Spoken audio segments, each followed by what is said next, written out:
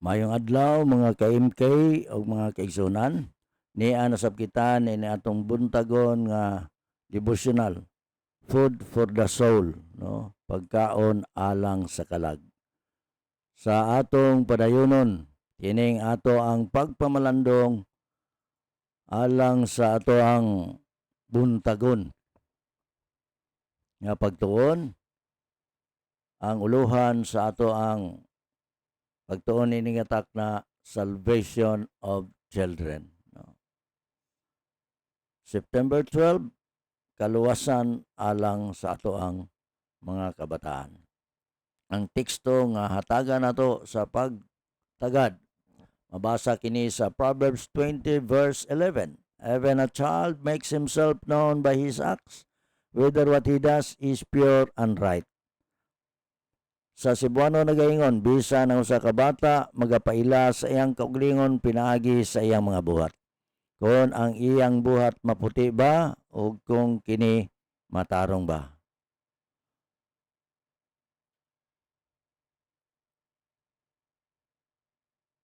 Iyon pa din mga kaigsunan. Much study and earnest prayer for heavenly wisdom are needed to know how to deal with youthful minds. For very much depends upon the direction parents give to the minds and wills of their children. Daghang pagtuon og mainiton nga pagampo alang sa langitnong kaalam. Gikinahanglan aron mahibal-an kun unsaon pag-atubang ang mga hunahuna sa mga batanon. Kay nagdepende kaayo sa direksyon nga gihatag sa mga ginikanan sa mga hunahuna o mga kabubuton sa ilang mga anak.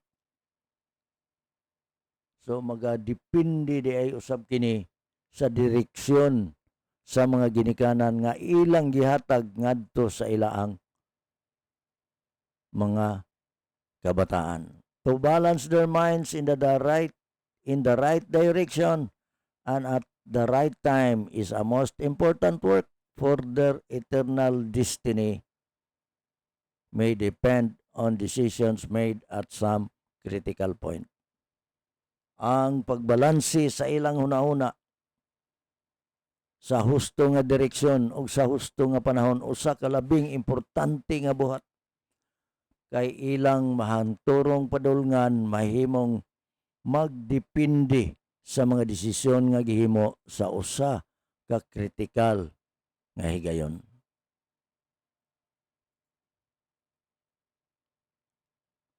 How important then that the minds of parents be as free as possible from perplexing wearing care in temporal things. Unsa ka importante unya nga ang mga hunahuna sa mga ginikanan mahimong gawasnon kutob sa mahimo gikan sa pagkalibog, that they may think and act with calm consideration, wisdom and love, and make the salvation of the souls of their children the first and highest consideration. Pagsulob sa pagatiman sa temporal nga mga butang, nga sila unta maguna-una og mulihok uban sa kalma nga konsiderasyon, kaalam ug gugma og makahimo sa kaluwasan sa mga kalag sa ilang mga anak. Ang una og pinakataas nga konsiderasyon. So, hataas una ngadto sa mga kabataan ang ilaang kaluwasan alang niining kalag sa mga kabataan.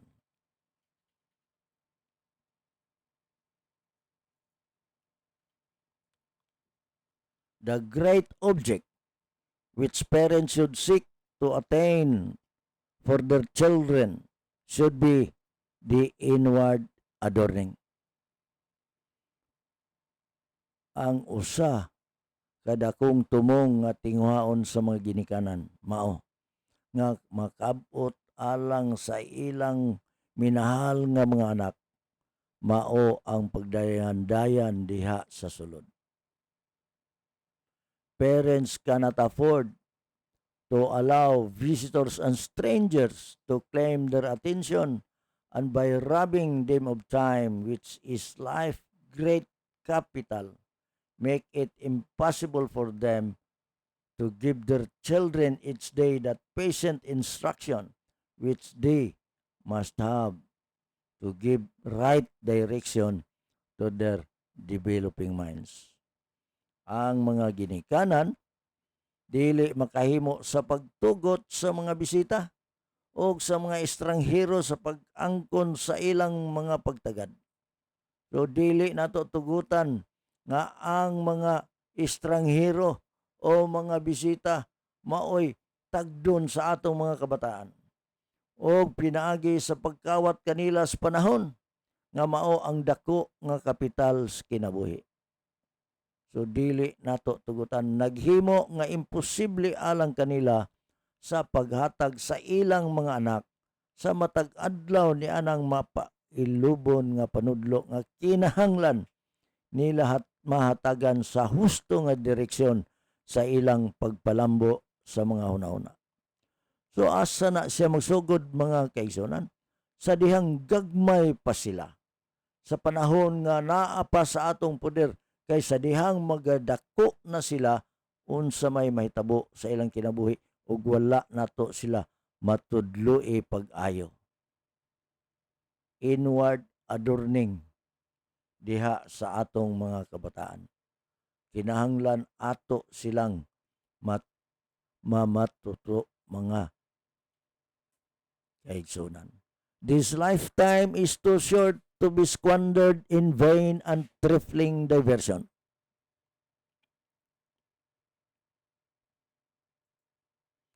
Kini nga tibuok ka kinabuhi, mubo ra kayo nga usikan sa kawang walay hinungdan nga paglingiw.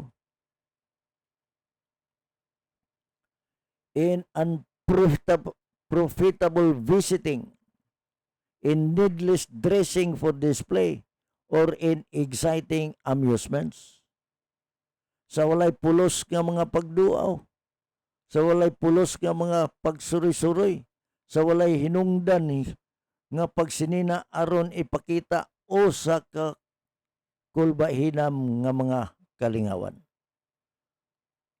We cannot afford to squander the time given us of God in which to bless others and in which to lay up for ourselves treasure in heaven. Dili kita makaako sa pag-usik-usik sa atong panahon nga gihatag sa Dios kanato aron sa pagpanalangin sa uban og sa pagtigom alang sa atong kuglingon og usa ka bahandi sa langit.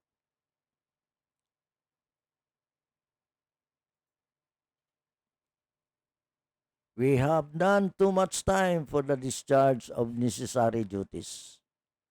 We should give time to the culture of our own hearts and minds in order that we may be qualified for our life work. Kita walay sobra nga panahon alang sa pagtuman sa gikinahanglan nga mga katungdanan. Kinahanglan hatagan nato og panahon ang kultura sa atong kaugalingong kasing-kasing ug hunahuna. Aron kita mahimong kwalipikado sa atong buluhaton sa kinabuhi. By neglecting these essential duties and conforming to the habits and customs of fashionable worldly society, we do ourselves and our children a great wrong. Pinaagi sa pagpasagad ni ining importante nga mga katungdanan o pagpahiyon sa mga gawi o mga kostumbre sa uso, kalibutanong katilingban, naghimo kita sa atong kaugalingon o sa atong mga kabataan og usa kadako nga sayop. Ato kining hinuktukan mga ginikanan. Niining atak na nagaingon, it is the duty of mothers to cultivate their minds and keep their hearts pure. Katungdanan sa mga inahan ang pag-ugmad sa ilang mga una-una o pagpabiling putli sa ilang mga kasing-kasing.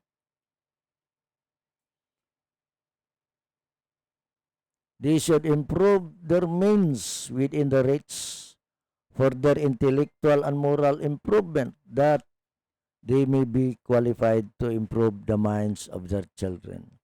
Kinahanglan pauswagon ang tanang paagi nga ilang makabot alang sa ilang intellectual ug moral nga kauswagan, aron sila mahilmong takos pagpauswag sa mga hunahuna sa ilang mga kabataan.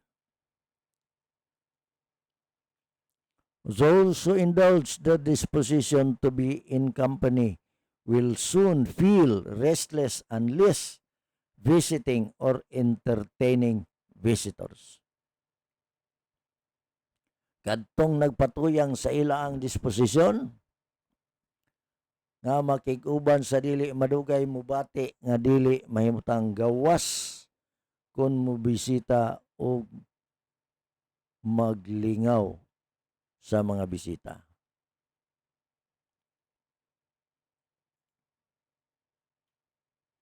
Katungdanan sa mga ginikanan. Such have not the power of adaptation to circumstances. The necessary sacred home duties seem commonplace and uninteresting to them.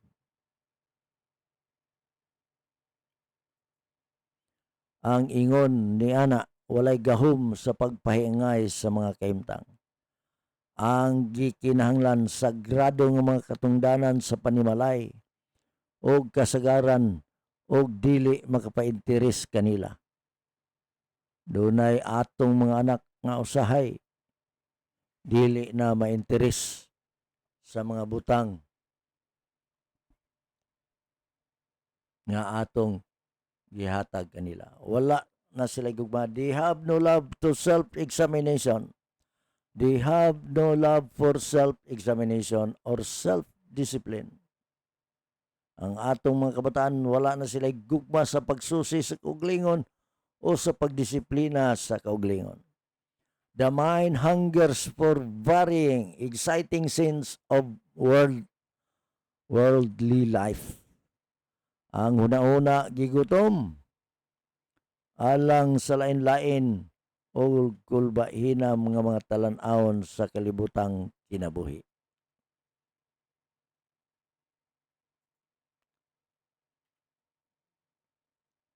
If parents would feel that it is a solemn duty enjoined upon them of God to educate their children for usefulness in this life, if they would adorn the inner temple of the souls of their sons and daughters for the immortal life, we should see a great change in society for the better.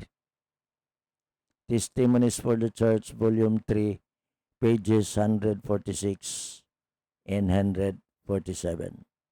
Kon ang mga ginikanan mubati nga kini usa ka solemne nga katungdanan nga gisugo kanila sa Dios sa pag-edukar sa ilang mga kabataan alang sa kapuslanan niini nga kinabuhi, kon sila mudayan-dayan sa sulod nga templo sa mga kalag sa ilang mga anak nga lalaki o babayi alang sa immortal nga kinabuhi, kita makakita og dagkong kausaban sa katilingban alang sa mas maayo.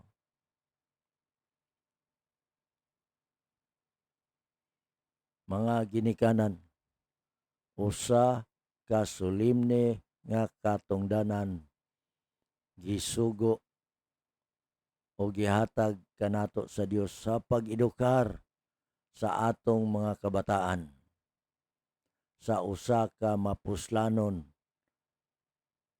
niini nga kinabuhi. Kung sila mudayan-dayan sulod nga sa sulod nga templo sa mga kalag diha sa atong mga anak, mga kaigsunan. Atong makita ang dagkong kausaban diha kanila og nga ngadto sa katilingban alang sa mas maayo. Ato kining pamalandungan. Sa pagsira sa ato nga pagtuon, balikan nato ang teksto nga atong pamalandungan. Even a child makes himself known by his acts, whether what he does is pure and right. Proverbs 20:11. Niini nga takna magahimo kita sa pagampo. Gamhanan maluloy-on namo nga mahan naa ka sa mga langit. Salamat sa kagiyunan nga imo kaming gihipahinduman ingon nga mga ginikanan. Nga among mamatuto, maedukar among mga kabataan diha sa sulod nila nga mahimo silang mga kabataan nga mga butan, mga kabataan nga mahimong panig-ingnan usab ngadto sa katilingban. Itugot nganhi kanamo Ginoo nga ang kaalam nga langitnon sa among pagmatuto ngadto kanila amo maangkon. Amo hinumduman ang giingon sa imong mga pulong. Train up a child in the way he should go, and when he is old, he will not depart from it. Salamat kay Ginoo sa imong pagpahinumdum. Ihatag kanamo ang imong pinasahi nga kaluoy. Himua in taon kami nga magginikanan responsable alang sa kaluwasan sa amo nga mga kabataan.